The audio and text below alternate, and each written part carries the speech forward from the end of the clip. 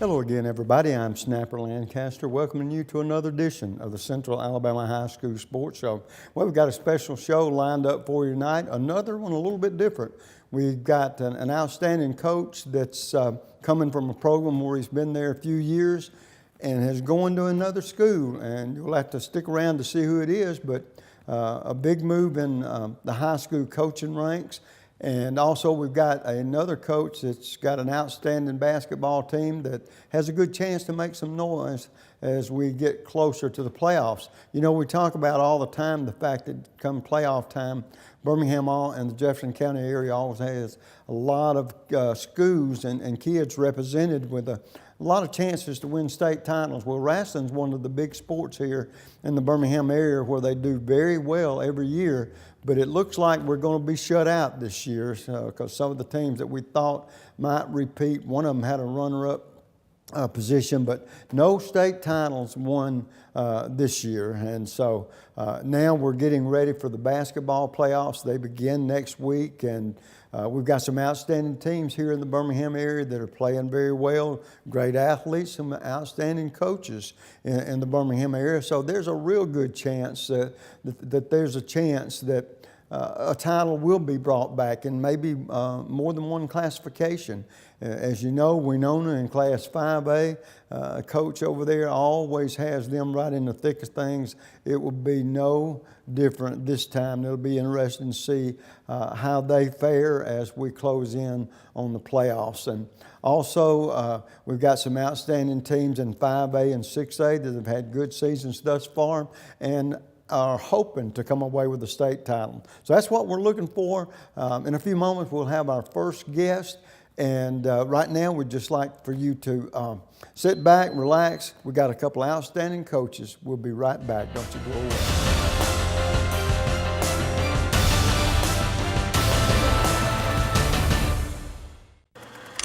The community features a world-class resort and spa, the amazing Robert Trent Jones Trail Golf Course, miles of historic trails, and the whole family loves the pool at Ross Park. No, are we gonna have to watch your vacation slides all night? This was supposed to be a party. Well, this isn't my vacation. I live here. Ooh.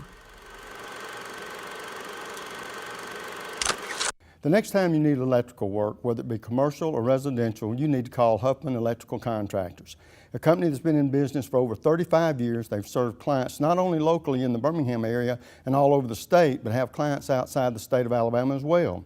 Whether it's a new building or remodeling an older building or home, they can handle the job for you. Once again, that's Huffman Electrical Contractors. The number to call is 205-661-5005. That's 205-661-5005. Where at Huffman Electrical Contractors, a satisfied customer is always their number one objective. Take your taste to a different place. It's the taste of hamburger heaven. A taste of heaven is always best. Now you know that you're blessed. Give your taste a whole new spin. Bring your friends and come on in. Take your taste to a different place. It's the taste of hamburger heaven. And folks, welcome back. And in this first segment, I'm fixing to visit with a guest that is he's in a transition period right now. He'd been an assistant coach for about 11 years, if I'm not mistaken, for Rush Probst and Josh Nibbett at Hoover. Now, that can be good and that can be bad. And you say why, and we'll get into that in just a second. But of course, we're talking about Chad Eads, the new head coach and athletic director at Gardendale High School, a school, by the way, I'm very familiar with because of a grandson. But he's taken over a challenge, and we're going to talk about that in the second segment. But the first segment, we're going to get to visit with Chad a little bit, find out a little more about him, his background, and what has got him to this big move in his life. So first of all, Chad and I go back a little piece because at one point I had another career a whole lot longer than this one, although I've been doing this 30 years now. For 45 years, I was a mailman, so you can tell those careers overlapped. But one of the best friends and that I ever had, and a gentleman that took me under his wings when I was a young man just starting out, was your granddad. And affectionately known as Flat Wheel, and we'll leave it at that. But believe me, he was a very special person. And so Chad and I ran across each other a few years ago because his mom and dad lived next door to my son-in-law's mom and dad, and mom now. And so Chad, first of all, it's good to see you. Our paths have crossed a few times. They have. They've crossed in some big rival games. Yeah, absolutely. And I tell you one thing too. And he was talking about the big rival game. That was back when I did the play-by-play for Buddy Anderson and Vestavia High School for 17 years. And a lot of times I couldn't go to Coach Probst. I've been able to go to him, and hadn't been under the best of circumstances. Coach and I got on rocky ground one time, but that all worked out and everything. And of course, Josh Niblett, who's been great to work with on my program, and even back when he first took over the program. But found out through our relationship with your mom and dad that you were on the coaching staff there, and I had no idea. And then I really had no idea who your granddad was. But talk about those years at Hoover, because they've had to be very instrumental in your life. You've been around winning programs. You know what it takes to win, the dedication and the hard work that goes into it. But talk about, first of all, before you got to Hoover, talk about your career. And what and when did you first have the inclination that being a coach is what you wanted to do? I was going to be. Well, it all started in high school, and not knowing exactly what I wanted to do with my life. And my high school coach was a great man, Hoyt Hammock. He was also an ordained minister. So he also not only coached me, he married me and my wife. And so I'm probably the one guy who's been married and coached by the same person. And he told me one day, he said, you're going to be a coach. You need to go to school and be a coach. And because Coach Hammock said it, that's what I did. And I've loved it ever since. And so I went to Stanford University and played. And then I was a student assistant, and then a graduate assistant, and then a restricted earnings coach. And you imagine, if they call you restricted earnings, they truly restrict your earnings. But that was a great experience. I got to play for Terry Bowden, coach for Chan Gailey, and coach for Pete Hurt. And all three excellent football coaches and great people. I learned so much. I learned how to be a coach, how to carry myself as a coach from all three of them. And I left and went to graduate school at the University of West Alabama and coached there for a year while I finished school. And then came back to Huffman High School in 1996 and coached for Curtis Coleman. And Curtis taught me how to be a coach and how to coach kids of all different levels and races and everything. And I stayed there for 6 years and had really a lot of great teams there. And, people don't realize that over about a 2-year period, we were the second winningest team in the state behind Hoover High School. And left there and went to Mississippi for a while, Clinton, which is right outside of Jackson, and was the offensive line coach and offensive coordinator, and stayed there 5. And then Coach Probst called me to come to Hoover. And I was just here a season with him, his last season. And really? Yep. Okay. And then Coach Niblett and I met. I'd never really met him, didn't know much about him. And we talked and shared common values of what a coach is supposed to be. Never talk football. And he offered me really the same position I was in, coaching the offensive line. And I think it was unique that we never talked football. We just talked about being men and what a coach is supposed to be and what we expect from boys. So that's 10 years. That was 10 years ago. Yeah, 10 years with Josh, and I got a great appreciation for Josh and the thought that he puts into leading a team. And I tell you what, I've been amazed, of course, being from Vestavia. Coach Anderson, the longevity and the career that Coach has had. But the thing that impresses me the most is I've got a philosophy, and you're going to have one. If you don't have one already, you'll have one before long. I've always said, you put good players with good coaches. Most of the time, good things happen. Oh yeah, yeah. In other words, you can put a average coach with good players, won't maximize what they can be, or you can put bad players with a good coach. He may not have the record he would have with the good one. But you put the two positives together. And I have been a firm believer all these years that numbers mean something. And Hoover has always had a lot of good athletes.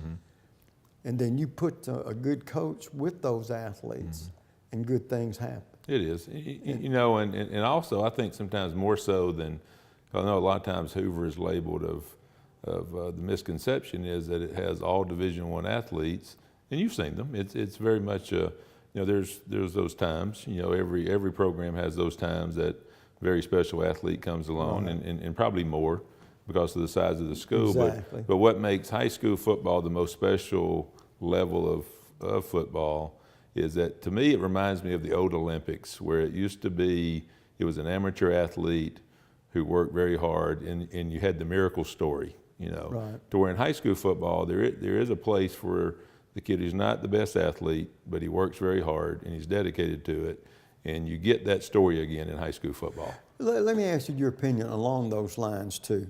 And I've had discussions with coaches on the air and off the air about this, but talking about kids giving 125%, 110%. I'm old school. The math I learned, there's 100% there. And if you give your best, you're going to give me 100%. And I'm talking about me and you and anybody else. Probably most of the time, we may give 85 or 90% and think we've given all we've got, but we still have something else left in that tank. But it's up to 100%. I don't believe there's nothing more than that. But here's the point I'm trying to make, Chad, is, and I wonder if you feel this way, that a lot of times if a coach, if you lose, but that athlete, and they all have different talent, but if that less talented athlete gives you 100%, all he's got to give, he's done just as much, if not more, than this great athlete that maybe has given you 80 or 85%. He may not be that stud, but he's left it all on the field. That's the term we like to use. You can't be disappointed in that kid. No, you really can't. You know, and you can be disappointed in mistakes. I think coaching kids, you should always point out where their effort is lacking, because that's the thing that gives them the chance to win, even when they have lesser talent. You know, but I think you have to always, a kid that gives that 100%. You have to always reward him in some way. And it may be that he plays just a few minutes in a game. And you have to also give him permission to be a leader of the team, even if he's not the starter or the star. And because he's the one that knows how to do the work. Well, I know, Coach, one last thing that I want to talk to you about on this segment too, is if a kid gives you everything like that, then the chips fall where they may. And so I was just wondering if that's sort of the way you looked at it, and the teams with the most talent, naturally, if the coach is that good, you're going to get the most you can get out of them, and good things happen. Yeah. And the philosophies that you've learned under Coach Niblett the last few years, I'm sure that there will be a lot that you will carry over, then there will be a lot that will be Coach Eads. Yeah, it'll be mine, and it'll also be the coaches, but before Coach Niblett. But I've learned a lot from each one. Well, I tell you what, folks, we're going to take a quick break, and we've gotten Coach Eads talking about what got him to where he is. In this next segment, we're going to talk about his new job, what he is hoping to do and to build and to bring there to Gardendale High School. And so we'll take a quick break. That should be interesting. We'll be right back.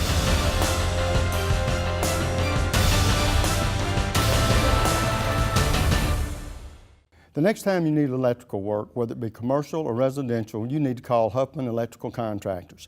a company that's been in business for over 35 years. They've served clients not only locally in the Birmingham area and all over the state, but have clients outside the state of Alabama as well. Whether it's a new building or remodeling an older building or home, they can handle the job for you. Once again, that's Huffman Electrical Contractors. The number to call is 205-661-5005. That's 205-661-5005. Where at Huffman Electrical Contractors, a satisfied customer is always their number one objective. At Andrew Sports Medicine, we partner with our patients, trying to help them overcome the obstacles that keep them from achieving their goals. This practice aggressively pursues victory over injury, over pain, over limitation, over anything that's going to keep you from being the best you can be. It starts with our non-surgical physicians who are trained in sports medicine and orthopedic injuries.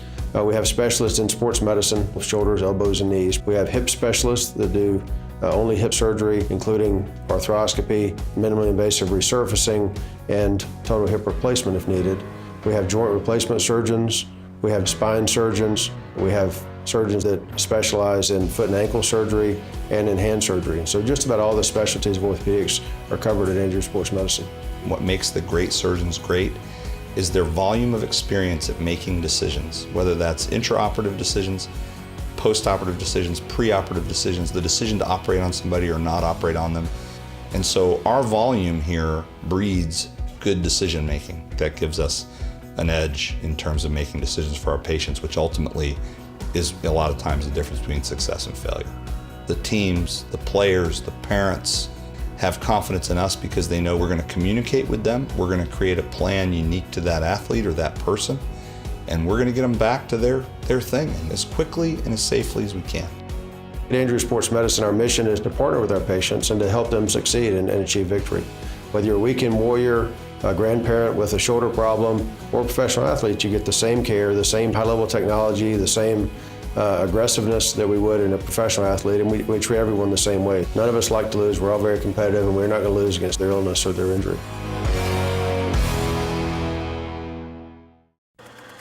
The community features a world-class resort and spa, the amazing Robert Trent Jones Trail Golf Course, miles of historic trails, and the whole family loves the pool at Ross Park. Now, are we gonna have to watch your vacation slides all night? This was supposed to be a party. Well, this isn't my vacation. I live here. Ooh.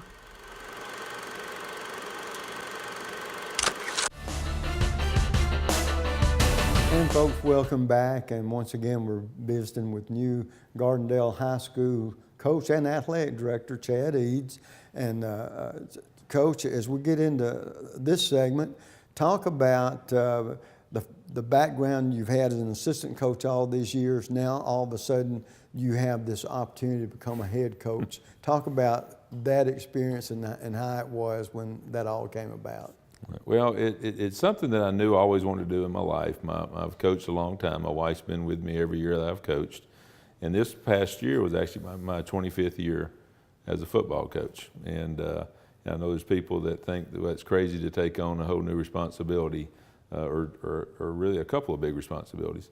But we'd always known we wanted to. When we came to Hoover, and it's a great school, great school system, community, and our son was going into 8th grade, and our daughter was in the 3rd, and they immediately loved the school system. They loved everything about it, and so our original plan was that we would stay there till our son graduated, and then he did, and by that point, my Sydney, who's named after my grandfather, we named her Sydney and not Flatwheel, and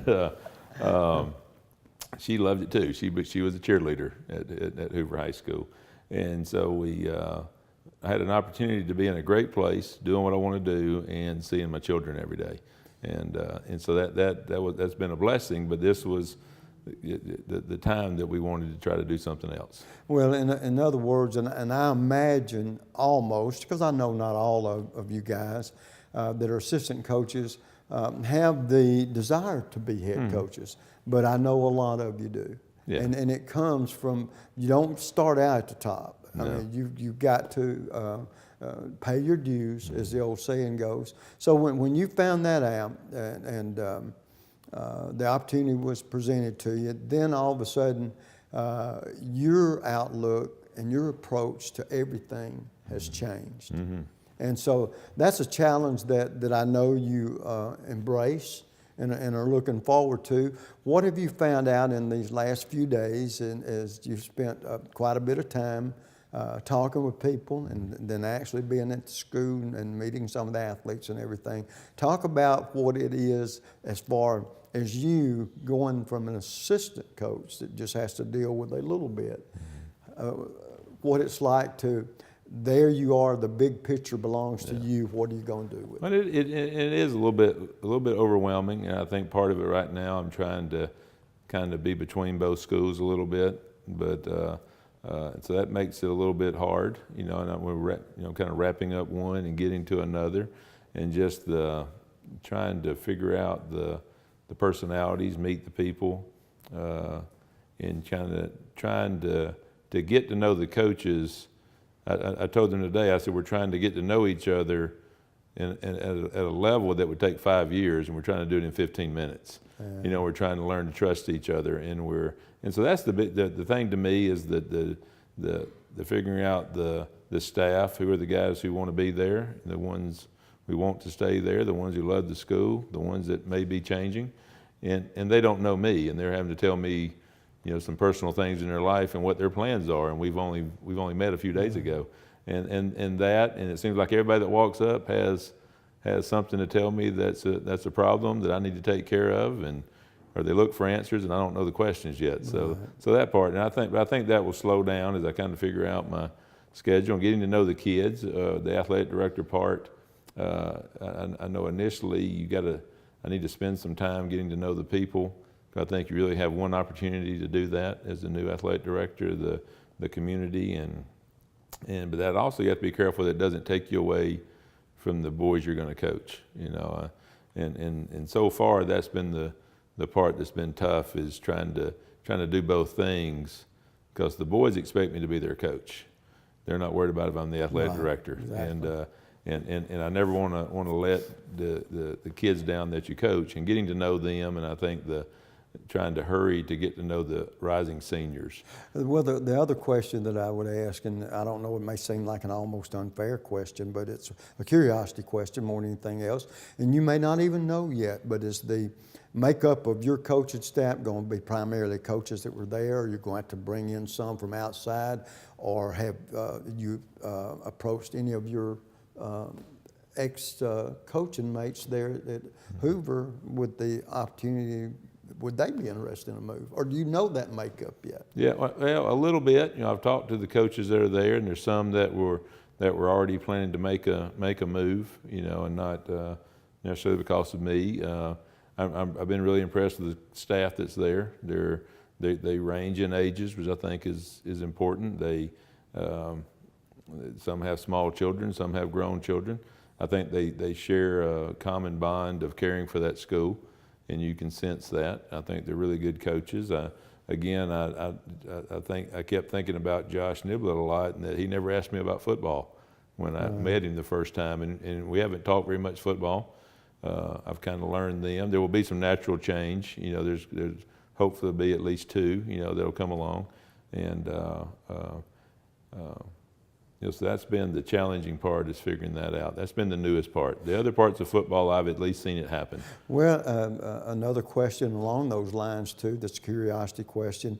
I know you're been an offensive coordinator for years, right? Yeah. And that would probably naturally be your strong suit. Do you have a offensive plan in your mind that this is the kind of offense I want for my team, or are you the kind of coach that, and I don't know which way this is, so I'll ask it this way, that athletes you have may dictate what you can and can't do, or are you going to be the kind of coach that if you believe in your system enough, my athletes should be able to function in it? I may adjust to the kids, you know, because that's you know, you're not able to go and always get the kids that fit what you may believe, you know, and I want the assistants to be that way. That's the way to give them the best chance of being successful, and you know, and that may change. The the philosophy in my mind is so far fits the kids I see at Gardendale. That's what's had me excited about it. It's there's some talented, really young players especially, and so far it has fit what I would hope to see on the field. Now we just got to put it together on the field. Yeah, and the one thing about it, I know that naturally there's going to be a period where the community learns you, or the community after a few ball games will sort of see this is the way this coach is going to coach and things like that. But the main thing, as much as you want to satisfy, and this is just human, the element in it, is you want to be successful for the community and everything. But the main thing is you want them, not only your players, not only the school, but the community, to sort of buy into what your overall projection for your program is going to be.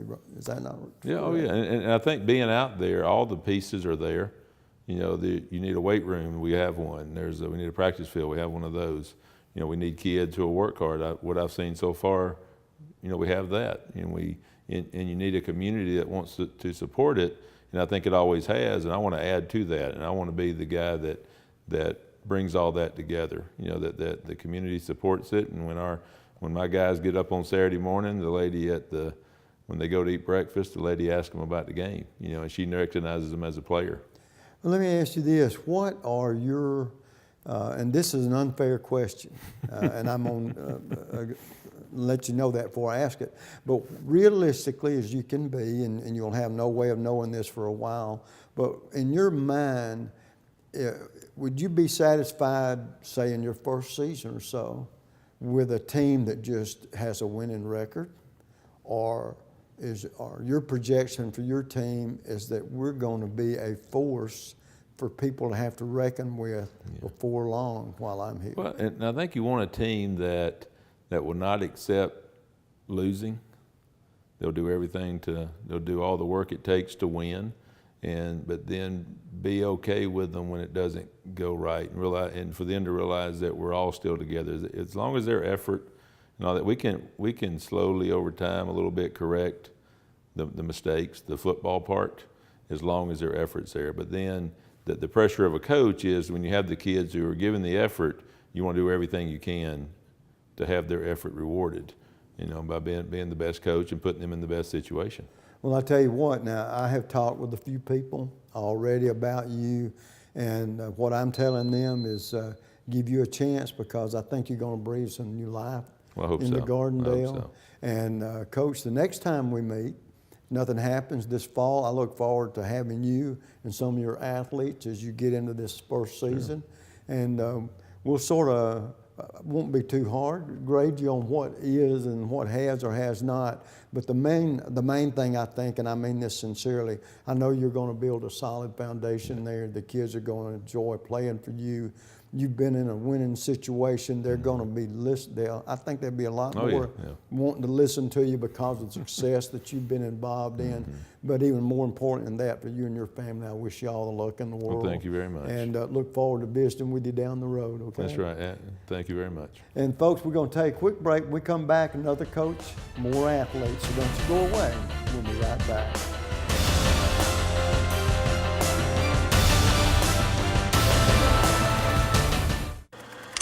The community features a world-class resort and spa, the amazing Robert Trent Jones Trail Golf Course, miles of historic trails, and the whole family loves the pool at Ross Park. No, are we gonna have to watch your vacation slides all night? This was supposed to be a party. Well, this isn't my vacation. I live here. Ooh.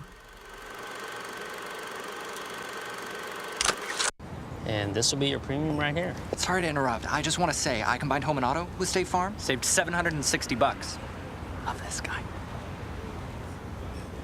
Okay, does it bother anybody else that the mime is talking? Freaky. Bundle home and auto, and you could save $760. That's 760 very good reasons to call Alan Gardendale in Trussville today.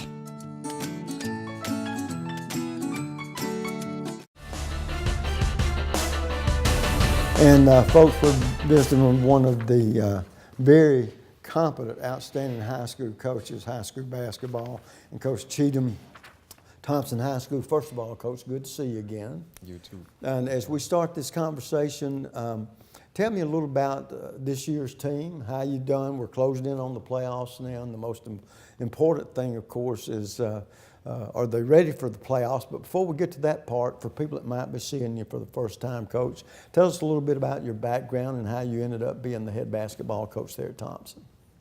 Well, my first 5 years out of college was at a middle school, Banks Middle School, and I spent 5 years at Huffman High School and 15 years at Ramsey High School. And this is my second year at Thompson. And it's a different environment. It's a different landscape, different situation, and I felt like I needed a change. And you know, after talking with my wife and praying, we decided to make a move to coach at Thompson. And we having a challenging season, but the guys are a really special group of guys that's hanging in with us, and we're preparing right now to go into the area tournament. Well, I know, Coach, you talk about a challenging season, and what we mean by that, a lot of times we judge talent by winning and losing. And of course, that's a very important factor. But trust me, as any coach will tell you, I'm sure Coach Cheatham will tell you the same thing, it's not the only factor. Absolutely. And Coach, I know I've talked all the time, coaches, you play the game to win. That's why we keep score. And a lot of times we're disappointed if we don't play as well as we think we ought to, or we don't have the record we think we ought to. But I want your input on this, Coach. My philosophy is if those kids have given you everything you've got to give, and then they still are average or a little bit better, you can't be disappointed. If they've given you all they've got, they can't give you no more. I agree with you. You learn a lot of life lessons through participation in athletics in high school, and you know, we try to teach our guys it's much more than just basketball, much more than just winning and losing. So we feel like, you know, the fact that our guys continue to come in and work hard in practice and coachable and receive instruction and do good in the classroom and be good young men in the community, that's big for us, and that's some of the things that we stress and that we hold the kids accountable for. Coach, let me ask you this, and I know this is just your second year there, but you still put y'all's schedule together, right? Yes. Now, are you the kind of coach that, of course, you want to put teams on there you feel like you have a good chance to beat, but are you the kind of coach, too, that you want to play teams whose programs may be a step above yours or whatever?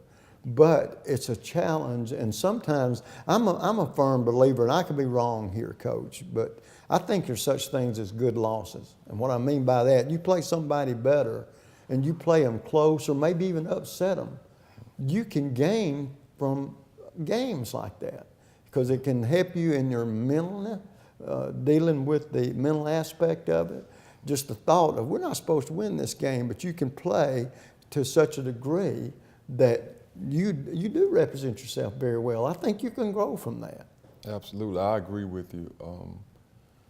The schedule that I put together is probably one of the top 5, I would say, in the state in high school basketball. And you know, I told the parents, I told our kids that, you know, with the level of competition that's in our area, the teams that's in our area, you know, it really didn't make a lot of sense to play a lot of subpar teams. So we put together a schedule that was really, really tough, and a couple of things happened and we didn't get some guys in. So, you know, it's been a little bit, as I think about it, you know, I kind of second guess a little bit about some of the teams I put in, but you know, like I said, our guys continue to come in and work hard, and they've stuck with us.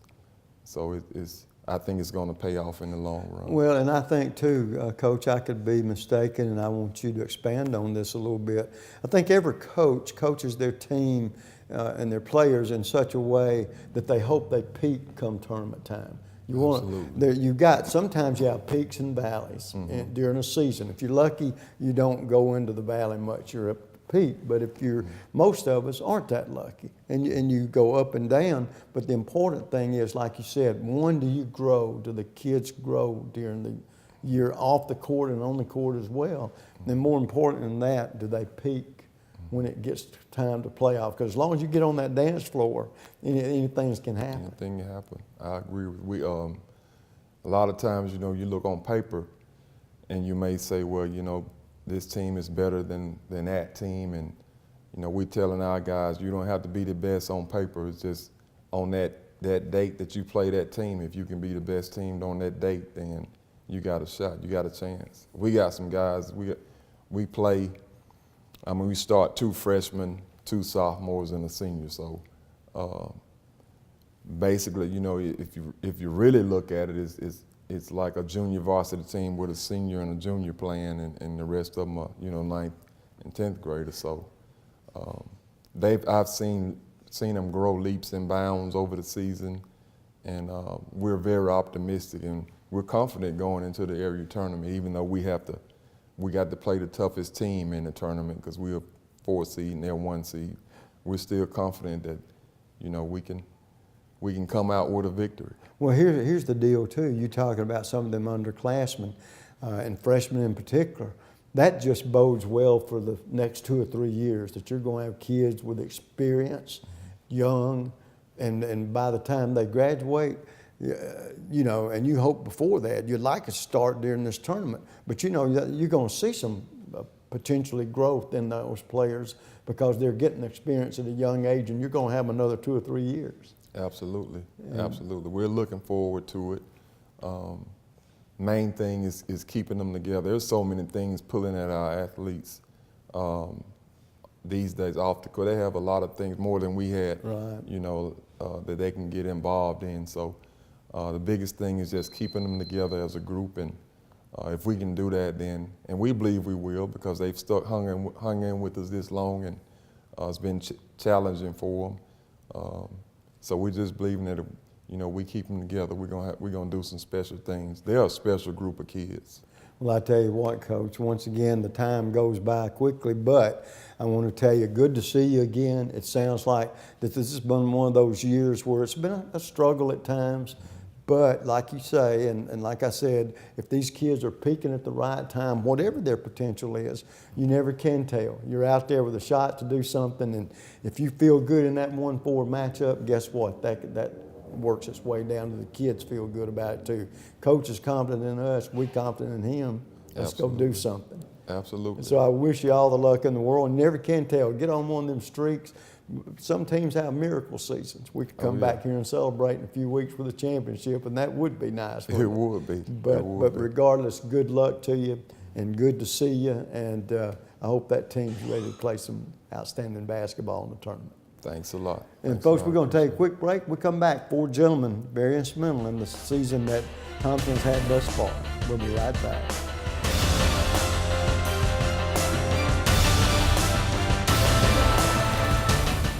Take your taste to a different place.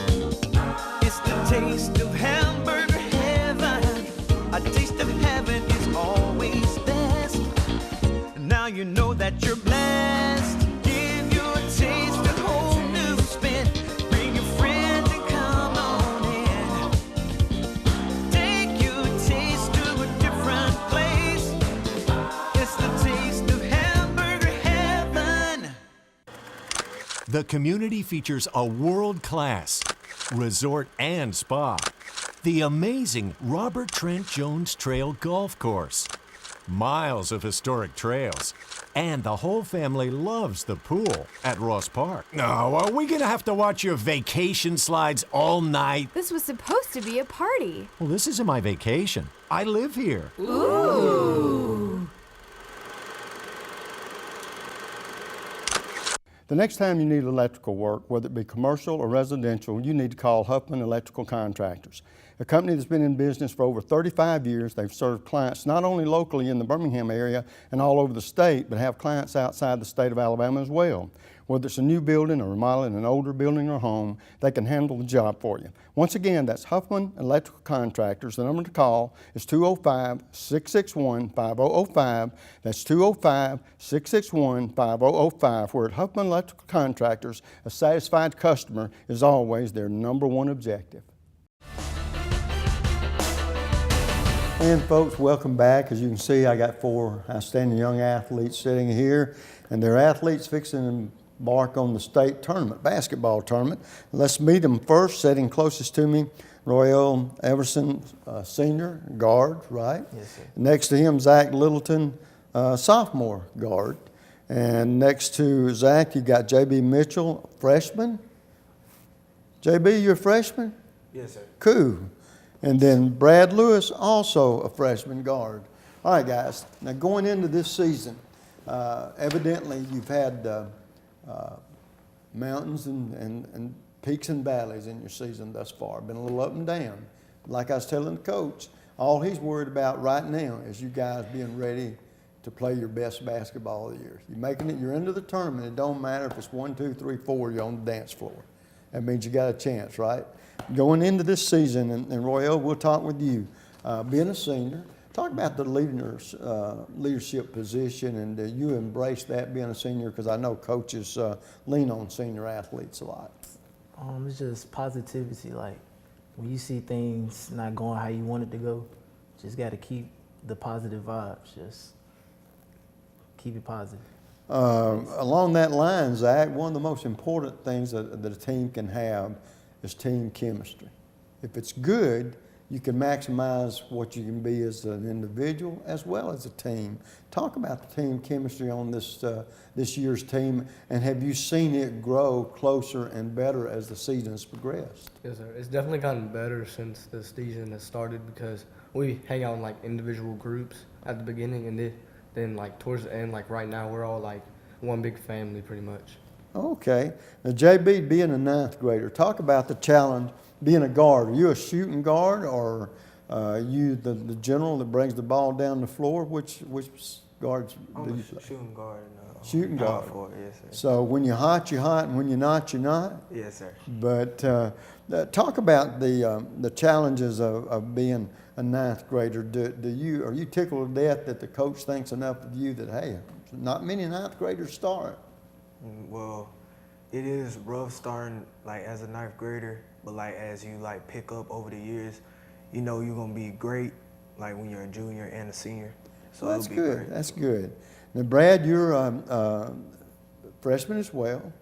Is your strong suit shooting or defense?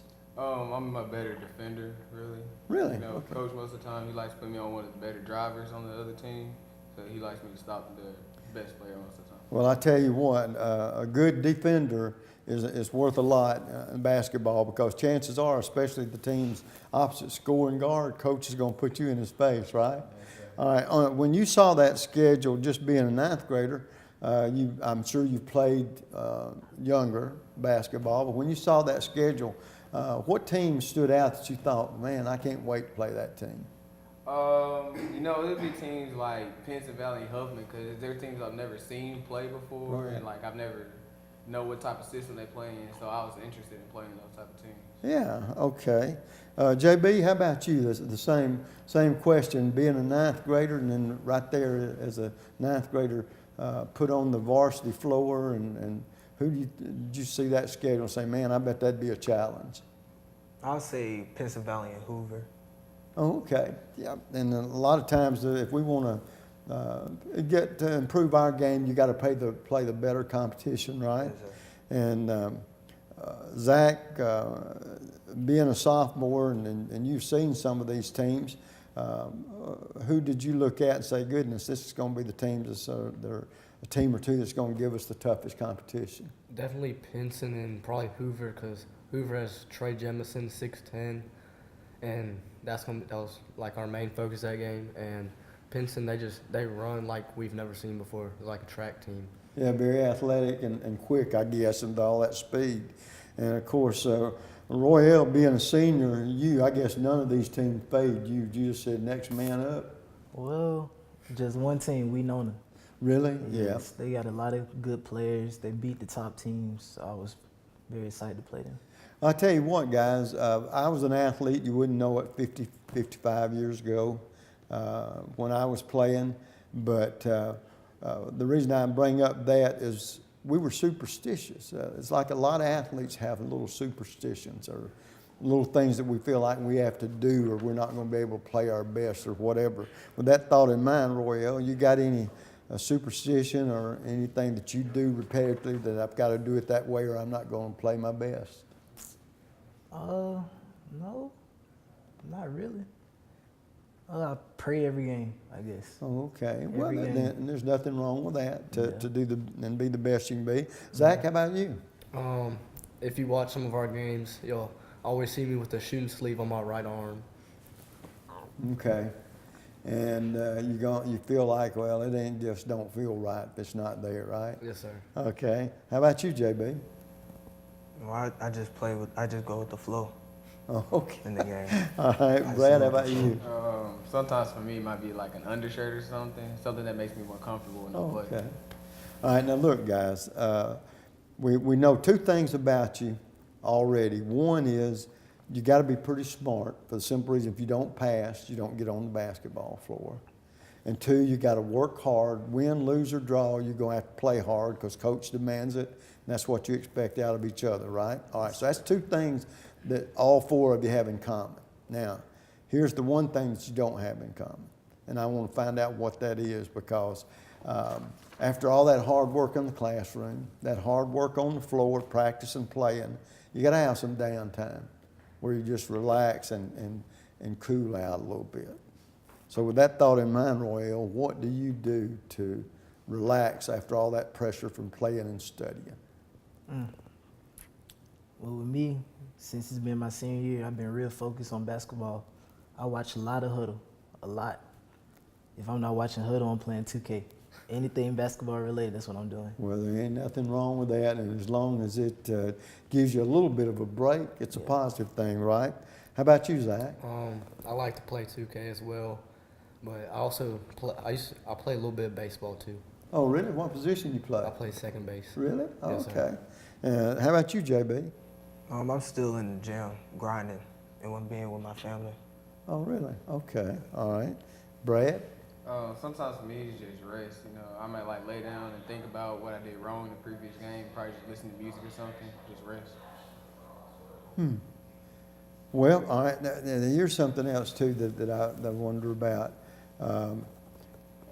And because I love basketball as well, and I would be curious, which pro or college basketball player would you like to play the most like? Which one you enjoy watching play the most? Well, I'll start with you. Definitely LeBron James. Really? Yes, he's versatile. He can shoot the ball, post up. Let me tell you this. If you could be this much of what he is, and that's a good person to model your game after, you'd be a really good player. I don't blame, he does it all. He's got the whole package, doesn't he? Zach, how about you? Definitely Trae Young. I mean, he can shoot it from anywhere. He can get to the basket, finish. He's a great passer too. Well, I was going to say, and all you guys being guards, one of the most positive attributes you can have is if you're a good shooter. If you get that opening, you're not bashful, you put it up. And if you make them enough, coach don't care how many times you shoot. They don't call you hot dog or nothing. You score, and they're just tickled to death. How about you, JB? I say Draymond Green. Really? Like he's an all-around player. Yep. And on both ends of the floor, right? Yes, sir. Brad, how about you? I like players like Kawhi Leonard. He can get it done on offense, and like on defense, he'll lock down and then block a couple shots too. Well, I tell you what, they're very talented athletes, and I know you guys have some talent too. Royale, you're the only one that I can ask this because everybody else is 3 years behind you, except for Zach. But if you could go to school, to college, where would you go and what kind of subjects would you take? Well, I will go to Alabama and major in engineering. Really? Yes, okay. Now I know, like I said, this is a long way off for you, Zach, but one question I can ask you because it may have crossed your mind a little bit, enjoying basketball and playing like you do, Do you think one day down the road, way down the road, after your playing days are over, would you think you'd like to coach high school, or what do you think you might like to do one day? I've actually thought about either being a high school coach or a physical therapist because I've had surgery on my elbow that caused me to go through that. Yeah, well, that would be good too. JB, how about you? You got any idea what you want? And I know it's way down the road, but you got any idea what you might like to do one day? Well, I'll say an NFL coach. Really? You so you want to be in the coaching too? Now, if you're coaching, that means you're teaching, right? Yes, sir. And so that's something you might think you might do down the road. Yes, sir. Well, I first want to go make it to the pros first. Oh, before I do absolutely. Yeah, you got to have that first goal. Yes, sir. Okay. Brad, how about you? I'd like to be a basketball coach, maybe get into like college and professionals. Well, I tell you what, one thing that y'all do have as a platform is your positive role models for kids younger than y'all, especially you three guys that's left. Royale's be leaving the program and off to college. We hope you do well. And you guys, the main thing that I'm hoping for y'all and that coach is hoping for you is you yet to play your best basketball, okay? So you're here at the tournament, peak now, and anything can happen. Very last question. To this point in your young lives, and we'll start with you, Royale. Who's been the most influential person or persons? Definitely my dad and Coach Cheatham. Okay. How about you, Zach? My parents.